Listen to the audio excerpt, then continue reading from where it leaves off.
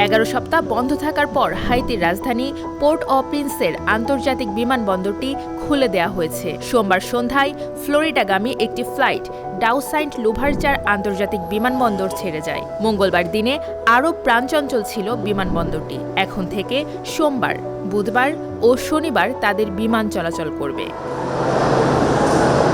Il y a des milliers de monde là, surtout qui besoin voyager pendant un certain temps et qui va voyager.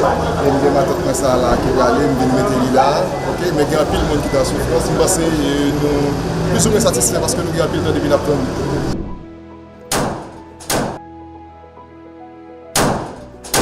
মূলত মার্চের শুরুতে প্রধানমন্ত্রী Ariel হেনরির পদত্যাগের দাবিতে দেশটিতে সংঘাতপূর্ণ পরিবেশ তৈরি হয়। এক পর্যায়ে হেনরি পদত্যাগ করে কেনিয়া চলে যান। তার পদত্যাগের পর থেকে একটি অস্থায়ী পরিষদ হাইতির শাসন কাজ চালিয়ে যাচ্ছে।